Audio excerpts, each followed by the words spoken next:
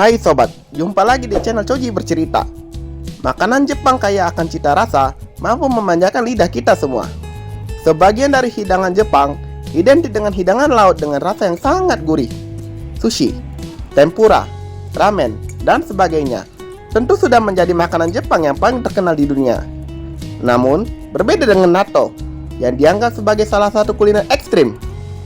Aroma kaos kaki busuk, berlendir, menjijikan, itulah yang menggambarkan hidangan ini. Orang Jepang sih pasti sudah terbiasa dengan natto, sama seperti orang Indonesia yang menyukai petai, jengkol, dan lain-lain. Oke, tanpa banyak basa-basi, mari simak pembahasannya. Let's check it out.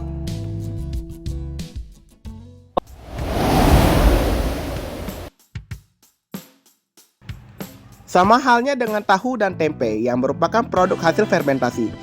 Natto terbuat dari kacang kedelai yang difermentasikan dengan bakteri Bacillus subtilis. Bakteri inilah yang membuat kacang kedelai memiliki tekstur lengket, berlendir, dan mengeluarkan aroma yang menyerupai kaos kaki busuk. Kacang kedelai yang digunakan umumnya menggunakan kacang yang berukuran kecil, karena kacang akan terfermentasi sempurna hingga mencapai bagian tengah. Untuk membuat natto, bahannya sederhana sekali, hanya kacang kedelai dan yomogi.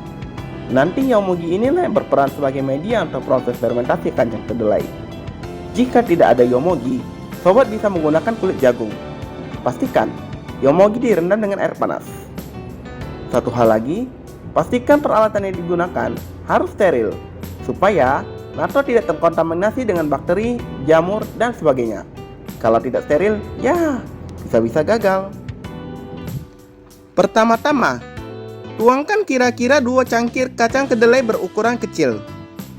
Kemudian, rendam kacang kedelai ke dalam air dengan perbandingan antara kacang dan air sebesar 1:2 atau 1:3. Kemudian, tutup kacang yang telah direndam. Biarkan selama 1 malam atau 8-10 jam supaya kacangnya membesar. Terus, hasil dari rendaman tersebut selanjutnya disaring dan kukus. Karena memakan waktu yang sangat lama, sangat disarankan untuk menggunakan panci presto. Panci biasa sih tidak apa-apa, tapi matangnya lebih lama. Jika sobat menggunakan panci biasa, akan memakan waktu selama 2-3 jam. Apabila menggunakan presto, kacang akan matang dalam waktu 30 menit. Setelah matang, angkat kacang yang masih panas, kemudian taruh di sebuah wadah bersama dengan yomogi. Tutup rapat dengan handuk dan pastikan natto ditempatkan di ruangan dengan suhu 37-40 derajat Celcius. Kemudian biarkan 2 hari. Setelah 2 hari, tada! Natto sudah siap dikonsumsi. Bagaimana sobat? Mudah bukan untuk membuatnya?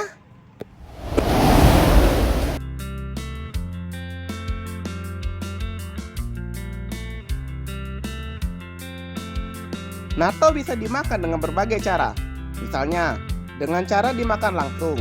Bisa juga dihidangkan sebagai lauk pauk untuk sarapan bersama dengan nasi. Bahkan, bisa dihidangkan sebagai topping untuk hidangan yang lain, seperti miso, nasi goreng, dan lain-lain. Di balik hidangan yang tampak menjijikan dan aromanya yang busuk, natto ternyata menyimpan segudang manfaat untuk kesehatan.